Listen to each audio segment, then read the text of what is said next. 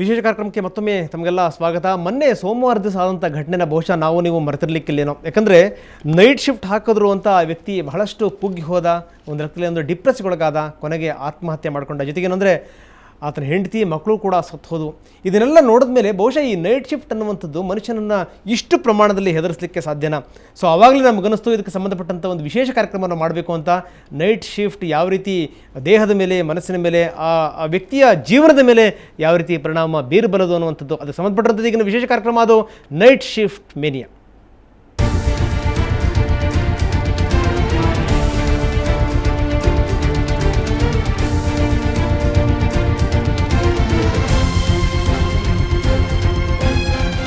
ಆ night shift mania ಜೊತೆಗೆ ಇನ್ನೊಂದು ಹೆಸರನ್ನು ಕೂಡ ನಾವು ಕೊಟ್ಟಿದ್ದೀವಿ. ಹೆಣ್ಣುಮಕ್ಕಳುಗಳಿಗೆ ಇದು ಹೆಚ್ಚೆಚ್ಚು ಹಾನಿಯನ್ನು ಉಂಟು ಮಾಡಬಲ್ಲದು ಅಂತ. ಹೀಗಾಗಿ ಏನಂದರೆ ಹೆಣ್ಣುಮಕ್ಕಳುಗಳು ಆದಷ್ಟು ಜಾಗೃತವಾಗಿರಬೇಕು ಅನ್ನುವಂಥದ್ದು. ಇದಕ್ಕೆ ಸಂಬಂಧಪಟ್ಟ ಹಾಗೆ ಮಾತಾಡಲಿಕ್ಕೆ ಹೆಣ್ಣುಮಕ್ಕಳುಗಳು ಕೂಡ ನಮ್ಮ ಜೊತೆಗಿದ್ದಾರೆ. ಅದರಲ್ಲೂ ಈ ಸಾಫ್ಟ್ವೇರ್ ಮತ್ತು ಈ BPOನಲ್ಲಿ ಕೆಲಸ ಮಾಡುವಂಥವ್ರು ಏನಿದ್ದಾರೆ, ಅವ್ರಿಗೆ ಹಗಲಿಲ್ಲ ರಾತ್ರಿ ಇಲ್ಲ, ಅಂಥವರ ದುಡಿಮೆ ಅವರಿಗೆ ಯಾವ್ಯಾವ ರೀತಿಯ ಪ್ರತಿಫಲವನ್ನು ಅದು ಅನಾರೋಗ್ಯದ ಮುಖಾಂತರ ತಂದುಕೊಟ್ಟಿದೆ, ಅದರ ಬಗ್ಗೆ ಇವತ್ತಿನ ಚರ್ಚೆ. ಬನ್ನಿ ಇದರ ಬಗ್ಗೆ ಮಾತಾಡಲಿಕ್ಕೆ ಡಾಕ್ಟರ್ ಚಂದ್ರಶೇಖರ್ ನಮ್ಮ ಜೊತೆಗಿದ್ದಾರೆ, ಮನೋವೈದ್ಯರು. ಏನು ಹೇಳ್ತಾರೆ ಕೇಳೋಣ. ಚಂದ್ರಶೇಖರ್ ಅವರೇ, ಕಾರ್ಯಕ್ರಮಕ್ಕೆ ತಮಗೆ ಸ್ವಾಗತ. ನಮಸ್ತೆ.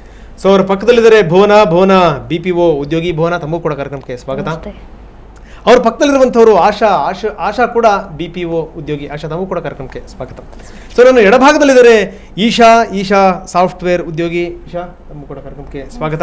ಮತ್ತೊಬ್ಬರು ನಮ್ಮ ಜೊತೆಗಿದ್ದಾರೆ ಮುಕುಂದ್ ಸಾಫ್ಟ್ವೇರ್ ಉದ್ಯೋಗಿ. ಮುಕುಂದ್, ತಮಗೂ ಕೂಡ ಕಾರ್ಯಕ್ರಮಕ್ಕೆ ಸ್ವಾಗತ. ಮತ್ತೊಬ್ಬರು ರಶ್ಮಿ ಇದ್ದಾರೆ, BPO ಉದ್ಯೋಗಿ. ರಶ್ಮಿ, ತಮಗೂ ಕೂಡ ಕಾರ್ಯಕ್ರಮಕ್ಕೆ ಸ್ವಾಗತ. ನನ್ನ ಮೊದಲನೇ ಪ್ರಶ್ನೆ ನಾನು ಆರಂಭ ಮಾಡ್ತಾ ಇದ್ದೀನಿ, ಭುವನ ಅವರಿಂದಲೇ ಆರಂಭ ಮಾಡೋಣ. ಯಾಕಂದರೆ ಯಾವ್ಯಾವ ರೀತಿಯ ತೊಂದರೆಗಳನ್ನು ಎದುರಿಸ್ತಾರೆ ಅಂತ. ನೈಟ್ ಶಿಫ್ಟ್ ಅನ್ನುವಂಥದ್ದು, ಭುವನ, ತಾವು ಕೂಡ ಸಾಕಷ್ಟು ಸಂದರ್ಭಗಳಲ್ಲಿ ನೈಟ್ ಶಿಫ್ಟನ್ನು ಮಾಡಿರ್ತೀರಿ. ನೈಟ್ ಶಿಫ್ಟೇ ತಮಗೆ ಯಾವ್ಯಾವ ದೇಶದಲ್ಲಿ ಜನ ಮಲಗಿರ್ತಾರೋ ಆ ಸಂದರ್ಭದಲ್ಲಿ ನಾವು ಎಚ್ಚರವಾಗಿರುವಂಥದ್ದು, ಕೆಲಸ ಮಾಡುವಂಥದ್ದು, ಏನಂತೀರಿ ತಾವು? ಬಹಳ ಕಷ್ಟ ನೈಟ್ ಶಿಫ್ಟ್. ಹುಡುಗಿರಿಗೆ ತುಂಬ ಅದು ಬಹಳ ಕಷ್ಟ. ಗಂಡಸರಂದರೆ ಮೇಂಟೈನ್ ಮಾಡ್ಬೋದು, ಬಟ್ ಹುಡುಗಿರಿಗೆ ಬಂದ್ಬಿಟ್ಟು ತುಂಬ ಕಷ್ಟ. ನಾವು ನೈಟ್ ಶಿಫ್ಟ್ ಕೆಲಸ ಮಾಡುವಾಗ ಬೆಳಗ್ಗೆ ಟೈಮಲ್ಲಿ ಮಮ್ಮಿ ಅವ್ರು ಆಫೀಸ್ ಹೋಗ್ತಾರೆ.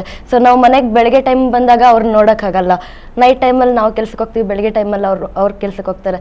ಅದು ನಮ್ಗೆ ತುಂಬ ಕಷ್ಟ. ಪೇರೆಂಟ್ಸ್ ಜೊತೆ ಇರೋಕ್ಕಾಗಲ್ಲ. ಸ್ಯಾಟರ್ಡೆ ಸಂಡೇ ರಜಾ, ಆ ಟೈಮಲ್ಲಿ ಬಂದುಬಿಟ್ಟು ಫ್ರೆಂಡ್ಸ್ನ ನೋಡೋದು, ಆ ಟೈಮಲ್ಲಿ ಮಾತ್ರ ಫ್ರೆಂಡ್ಸ್ನ ನೋಡೋದು ಒಂಥರ. ಬಟ್ ಮಂಡೇ ಟು ಫ್ರೈಡೇ ಅನ್ನೋ ಟೈಮಲ್ಲಿ ಪ್ಯಾರೆಂಟ್ಸ್ ಜೊತೆ ಇರೋದು ತುಂಬಾನೇ ಕಷ್ಟ. ಅವ್ರ ಮೂತಿ ನೋಡೋಕ್ಕಾಗಲ್ಲ.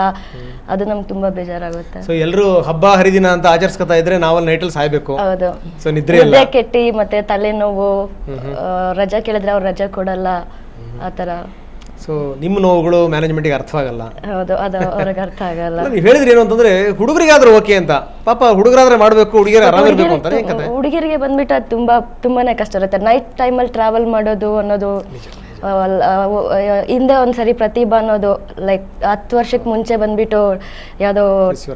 ಸೊ ಆ ಥರ ಪ್ರಾಬ್ಲಮ್ ಎಲ್ಲ ನಮ್ಗೆ ಭಯ ಆಗುತ್ತೆ ನೈಟ್ ಶಿಫ್ಟ್ ಮಾಡೋದಕ್ಕೆ. ಅಂದ್ರೆ ಕೇವಲ ಇದೇನು ಆರೋಗ್ಯದ ಬಗ್ಗೆ ಮಾತ್ರ ಅಲ್ಲ, ಜೀವ ಮತ್ತು ಜೀವನಕ್ಕೂ ಕೂಡ ಇದು ಕಂಟಕ ಅನ್ನುವಂತ ಮಾತನ್ನು ಹೇಳ್ತಾ ಇದ್ರಿ. ಮೇಡಮ್, ತಾವೇನು ಹೇಳ್ತೀರಿ? ನೈಟ್ ಶಿಫ್ಟ್ ಅನ್ನೋದು ಒಂದು ಅಪಾಯಕಾರಿ ಎನ್ನಿಸ್ಬಿಟ್ಟಿದೆ ಹೆಣ್ಮಕ್ಳಿಗೆ ಆ್ಯಕ್ಚುಲಿ. ಯಾಕಂದರೆ ಹೆಣ್ಮಕ್ಳು ಅವರಲ್ಲಿ ಉಷ್ಣಾಂಶ ಜಾಸ್ತಿ ಆಗತ್ತೆ, ಅದರಿಂದ ಆಗುವಂಥ ಭಾಳ ಎಫೆಕ್ಟ್ಸ್ ಇದೆ ಅವ್ರಿಗೆ. ಅವ್ರ ಆರೋಗ್ಯದಲ್ಲಿ ಏರ್ಪೇರಾಗತ್ತೆ. ನೈಟ್ ಶಿಫ್ಟ್ ಮುಗಿಸ್ಕೊಂಡು ರಾತ್ರಿ ಪೂರ್ತಿ ಕೆಲಸ ಮಾಡ್ಕೊಂಡು ಬೆಳಗ್ಗೆ ಬಂದು ಮನೆಯಲ್ಲಿ ಕೆಲಸಗಳಿರುತ್ತೆ, ಅದನ್ನೆಲ್ಲ ಮಾಡಿ ಸರಿಯಾಗಿ ನಿದ್ದೆ ಮಾಡೋಕೆ ಆಗಲ್ಲ. ಮತ್ತೆ ರಾತ್ರಿ ಹೋಗಿ ಮತ್ತೆ ಅದೇ ನೈಟ್ ಶಿಫ್ಟು ನಾವು 100% ಕೊಡಬೇಕಾಗತ್ತೆ ಆಫೀಸಲ್ಲಿ. ಏನಾದರೂ ಒಂಚೂರು ವ್ಯತ್ಯಾಸ ಆಗಿ ನಾವು ಮಲಗಲಿಲ್ಲ ಅಂದರೆ ದಿನದಲ್ಲಿ, ರಾತ್ರಿ ಹೋಗಿ ನಮಗೆ 100% ಬೆಸ್ಟ್ ಕೊಡೋಕ್ಕಾಗಲ್ಲ. ನಾವು what is expected out of us will not be able to give 100% towards work, not to the family. So ಹಾಗಾಗಿ ನಾವು ಎಲ್ಲೂ ಇಲ್ದಂಗೆ ಆಗಿಬಿಡ್ತೀವಿ.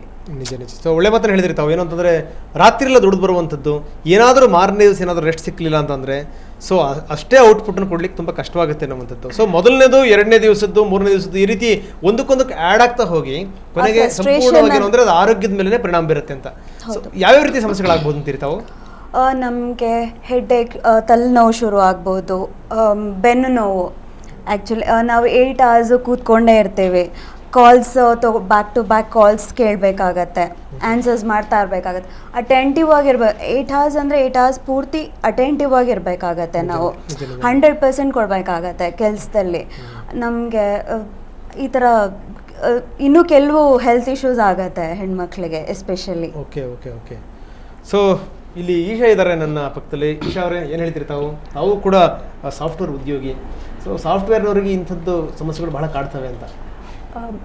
ಸೊ ಬಿ ಪಿ ಓಸ್ ಅಂದರೆ ಲೇಡೀಸ್ಗೆ ಜಾಸ್ತಿ ಪ್ರಾಬ್ಲಮ್ ಇರುತ್ತೆ, ಯಾಕಂದರೆ ಅವ್ರಿಗೆ ಫ್ಯಾಮ್ಲಿ ಜೊತೆ ಟೈಮ್ ಸ್ಪೆಂಡ್ ಮಾಡೋಕ್ಕಾಗಲ್ಲ. ಮತ್ತು ಭುವನ ಅವರು ಹೇಳಿದ್ರಲ್ವಾ, ಹೆಲ್ತ್ ಪ್ರಾಬ್ಲಮ್ ಜಾಸ್ತಿ ಆಗುತ್ತೆ, ಹೆಡೇಕ್, ಮತ್ತು ಜಾಸ್ತಿ ಅವರು ಇಯರ್ಫೋನ್ಸ್ ಯೂಸ್ ಮಾಡ್ತಾರೆ ಕಾಲಿಂಗ್ ಮಾಡುವಾಗ. ತೋ ಅವ್ರಿಗೆ ಇಯರ್ ಪ್ರಾಬ್ಲಮ್ ಆಗುತ್ತೆ. ತೋ ಹೆಲ್ತ್ಗೆ ಭಾಳ ಕಷ್ಟ, ಮತ್ತು ಫ್ಯಾಮ್ಲಿ ಜೊತೆ ಟೈಮ್ ಸ್ಪೆಂಡ್ ಆಗಲ್ಲ. ಅದೂ ಸ್ವಲ್ಪ ಪ್ರೆಷರ್ ಆಗಿ ಇರುತ್ತೆ ಅವ್ರಿಗೆ. ಅಲ್ಲ, ಈಗ ಇಯರ್ಫೋನು ಮತ್ತು ಫೋನ್ ತುಂಬ ಉಪಯೋಗಿಸಿ ಗೊತ್ತಿರೋದು, ಯಾಕಂದರೆ ಹೆಣ್ಮಕ್ಳುಗಳು ಭಾಳ ಮೊಬೈಲ್ಗಳಲ್ಲಿ ಮಾತಾಡುವಂಥದ್ದು. ಹಿಂಗಾಗಿ ಏನಂದರೆ ಸೊ ಇದು ಭಾಳ ಹೆಚ್ಚಿನ ಪರಿಣಾಮ ಆಗುತ್ತೆ ಅಂತಂದಿರ ತಾವು, ಏನು ಕತೆ? ಅದೂ ಇದೆ, ಬಟ್ ನಾನು ಬಿ ಪಿ ಓಲಿ ಕೆಲಸ ಮಾಡಿದ್ದೀನಿ. ತೋ ನನಗೂ ಎಕ್ಸ್ಪೀರಿಯನ್ಸ್ ಆಗಿದೆ. ನಾನು ಹೆಡ್ಫೋನ್ ಯೂಸ್ ಮಾಡ್ತಿದ್ದೀನಿ, ಮತ್ತು ಫೋನ್ ಜಾಸ್ತಿ ಅಲ್ಲಿ ಮಾತಾಡೋಕ್ಕೂ ಇಟ್ ಪಾಸಿಬಲ್ ಇಲ್ಲ, ಯಾಕಂದರೆ ನಾವು ಭಾಳ ಟಯರ್ಡ್ ಆಗಿ ಇರ್ತೀವಿ, ಯಾಕಂದರೆ ಹೆಡ್ಫೋನ್ಸ್ ಯೂಸ್ ಮಾಡಾಯ್ತು. ತೋ ಸ್ಟ್ರೆಸ್ ತುಂಬ ಇರುತ್ತೆ. ಓಕೆ. ಸೊ ಹಿಂಗಾಗಿ ಏನಂದ್ರೆ ಅದು ಕ್ರಮೇಣ ಆರೋಗ್ಯದ ಮೇಲೆ ಪರಿಣಾಮ ಬೀರುತ್ತೆ ಅಂತ. ಓಕೆ. ಸೊ ಮುಕುಂದ್, ತಾವೇನು ಹೇಳ್ತೀರಿ? ಬೇಸಿಕಲಿ ಬಿ ಪಿ ಓದವ್ರು ಗೊತ್ತು ಕಷ್ಟ ಕೇಳಿದ್ದೀವಿ ತುಂಬ ಕಡೆ. ಸಾಫ್ಟ್ವೇರ್ ಇಂಡಸ್ಟ್ರಿಗೆ ಬಂದಾಗ basically imbalance in normal life cycle. ಬೆಳಗ್ಗೆ ಎದ್ದಿರೋ ಜಾಗದಲ್ಲಿ ನಾವು ಮಲಗಿರ್ತೀವಿ, ಮಲ್ಕೊಂಡಿರೋ ಟೈಮ್ನಲ್ಲಿ ಬೇಸಿಕಲಿ ಎದ್ದು ಕೆಲಸ ಮಾಡ್ತೀವಿ. ಸೊ ಫುಡ್ ಇಂಬ್ಯಾಲೆನ್ಸ್ ಆಗುತ್ತೆ, ಆರೋಗ್ಯ ಹದಗೆಡುತ್ತೆ, ಹಸಿವು ನಿದ್ದೆಗಳಿಗೆಲ್ಲ ಟೈಮ್ ಕಂಪ್ಲೀಟ್ಲಿ ಇಂಬ್ಯಾಲೆನ್ಸ್ ಹಸಿವು ಆಗಬೇಕಾಗಿರೋ ಜಾಗದಲ್ಲಿ ಹಸಿವಾಗಲ್ಲ, ಮಲಗಬೇಕಾಗಿರೋ ಟೈಮ್ನಲ್ಲಿ ನಿದ್ದೆ ಬರೋಲ್ಲ. So basically acidity every one will face it. ಈ ಇಂಡಸ್ಟ್ರಿನಲ್ಲಿ ಬಂದರೆ ಎಲ್ಲರಿಗೂ ಇದ್ದೇ ಇರೋದೆ ಗ್ಯಾಸ್ಟ್ರೈಟಿಸ್, ಬೇಸಿಕ್ ಪ್ರಾಬ್ಲಮ್. ಆಮೇಲೆ ಹೆಡ್ಏಕ್, ಮೈಗ್ರೇನ್. ಸೊ ದೆನ್ ಅದ್ರ ಜೊತೆಗೆ ಪರ್ಸ್ನಲ್ ಲೈಫ್ ಸ್ಟ್ರಕ್ಚರ್ ನನಗೆ ಗೊತ್ತಿರೋ ಪ್ರಕಾರ ತುಂಬಾ ಹಾಳಾಗುತ್ತೆ. ತುಂಬಾ ಹಾಳಾಗುತ್ತೆ. ಎಸ್ಪೆಷಲಿ ವೆನ್ ಮದುವೆ ಆಗಿ ಫ್ಯಾಮಿಲಿ ಇಟ್ಕೊಂಡಿರೋ ಗಂಡಸರು ಅಥವಾ ಹೆಂಗಸರಾಗಿರ್ಬೋದು, ಕಂಪ್ಲೀಟ್ ಫ್ಯಾಮಿಲಿ ಸ್ಟ್ರಕ್ಚರ್ ಹಾಳಾಗುತ್ತೆ, ಇನ್ಕ್ಲೂಡಿಂಗ್ ವಿತ್ ಮಕ್ಕಳಿದ್ರೆ ಇನ್ನೇ ಹಾಳಾಗುತ್ತೆ ಬೇಸಿಕಲಿ. ಆಶಾ ಒಂದು ಒಳ್ಳೆ ಮಾತನ್ನು ಹೇಳಿದ್ರು, ನಾವು ಅಲ್ಲಿಯೂ ಸಲ್ಲಲ್ಲ ಇಲ್ಲಿಯೂ ಸಲ್ಲಲ್ಲ, ನಮ್ಮ ಜೀವನ ಹಂಗಾಗ್ಬಿಡುತ್ತೆ ಅಂತ. ಯಾಕಂದರೆ ಸಂಪೂರ್ಣ ಸಮಯವನ್ನು ಅಲ್ಲಿ ಕೊಡೋಕ್ಕೂ ಆಗಲ್ಲ, ಸಂಪೂರ್ಣ ನಾವು ಇನ್ವಾಲ್ವ್ಮೆಂಟು ಫ್ಯಾಮಿಲಿ ತೋರ್ಸೋಕ್ಕಾಗಲ್ಲ.